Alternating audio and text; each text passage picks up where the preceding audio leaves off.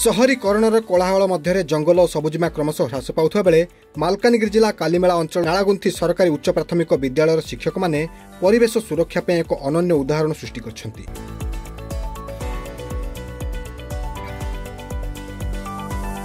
निज अवसर समय को कामरे लगाई शिक्षक माने स्कूल परिसर को एक सबुज बलय परिणत करछंती। प्रधान शिक्षक और अन्य शिक्षकों नेतृत्व में यह सबुज अभियान आरंभ होईछि। स्कूल परिसर खाली जगार गोबर खत व्यवहार करी कदली पिजुली भली फल गछ एवं विभिन्न पनीपरिबा चाष करछंती शिक्षक माने। मात्र 2 वर्ष मध्यरे एही उद्यम फल स्कूल परिसर एक सबुज उद्यान रे परिणत होईछि। एही बगीचार उत्पादित पनीपरिबा छात्र छात्री मध्याह्न भोजन रे व्यवहृत होईछि।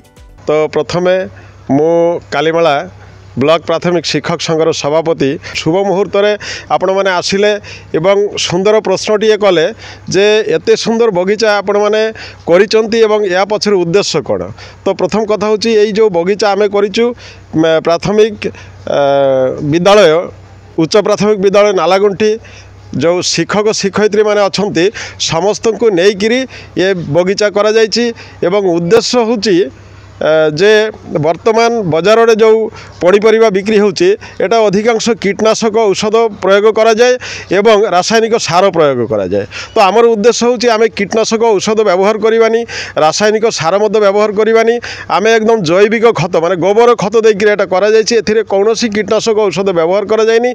उद्देश्य होची पिला मानकर शरीर किपरि सुस्थ रहिबो। समाज रे मध्ये वार्ता देबाकू चाहे जे अंतत पक्षे आमे जो खाद्य खाइबा खाद्यटा सदाबले किपरि पियर हम से दिगरे आमे दृष्टि दबा। जमती आमे प्रत्येक दिन जो पनीपरिबा काटुछे तार जो चोपा फोपा आमे फिंगी दउचे तो फिंगी न देकिरी आमे गोटे निर्दिष्ट जगार जदि गोटे गात करी रखिबा सेटा भी आमे गछ मूल रे देई परिबा।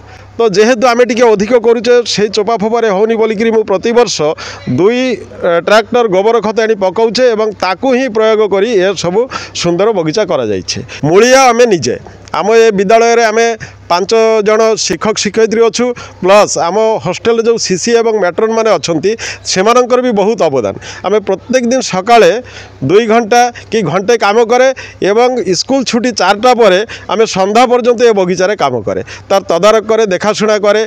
आ मु कहिबे ए जगह पोक लागुछि पोक आक्रमण होउछि आपण माने देखि पारुथिबे जो भेंडी गछ लागिछि तार विभिन्न जगह तार अगटा छिंडा जाइछि तार पत्र छिंडा जाइछि जो जगह पोक लागिथिला ताकू से गछर गोटे खराब अंग भाविकी आम बाद दे देइछे किंतु से जगह कौन कीटनाशक व्यवहार करा जायनी।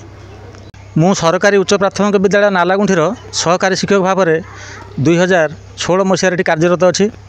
मु जितेबाला ये आसिक पहुँचे ए बगीचार रूपरेख तो थिला किंतु भल भाव में परिवर्तन करने मुझे चाहिए जेहेतु मु सुदूर बालेश्वर अंचल आसी यही उपात अंचल मालकानगिरी रही वास्तविक यही जिला को आम शस्य संपद परिपूर्ण करने चेष्टा कली एवं मुझे साकार करने मो विद्यालय रही मु सब समय 24 घंटा जाक विद्यालय रोचे एवं सकाळे आम 8:45 कि 9टा भितर काम करूँ एवं स्कूल छुट्टी पर 4टा पर आम अप टू संध्या पर्यंत आम काम करूँ। यही परिश्रम आम जह्नी भेंडी काकुड़ी कलरा बैगण कदली इत्यादि इत्यादि आम लगेचु एवं जहाँ भी आपण मैंने बर्तमान देखुंत निश्चित भाव में आम समस्तंकर योगदान फल आमर जो प्रधान शिक्षक जो अच्छा श्रीजुक्त प्रदीप कुमार तापल्ली महोदय से बहुत आम संपर्क ए गछ संपर्क में बहुत अभिज्ञता अच्छी से अभिज्ञता को रूपांतर करने आमर जो विद्यालय शिक्षक अच्छा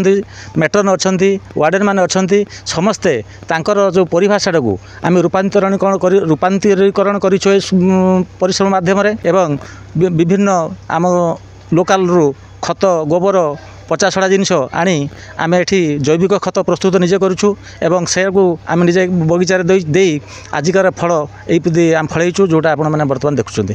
नमस्कार नालागुंठी पीयूपी स्कूल रो मु सहकारी शिक्षक विश्वनाथ विश्वास आम एठी जो विभिन्न प्रकार परिवा एवं आम महाराष्ट्र सार अच्छा तत्सहित अन्य सार माने एवं माननीय प्रधान शिक्षक तापाली महाशय सार सी भी बहुत साहाय्य करछंती। एही तांकर साहाय्य आम बहुत गछ गुड़ाक औषधीय गछ गुड़ाक भी लगेचु जेमिति आमर कालमेघ गछ तापरे गंगशिउली तापरे आमर तुलसी पत्र तापरे जो अँला लिंब विभिन्न प्रकार एलोवेरा विभिन्न प्रकार औषधीय गछ मध्य लगेचु। ଲଗାଇଛୁ ତତ୍ସହିତ ଫଳ ଡାଳିମ୍ବ ତାପରେ ଆମର ପିଜୁଳି ସେଓ ଅମୃତଭଣ୍ଡା ସବୁ ଗଛ ବି ଲଗା ହେଇଛି।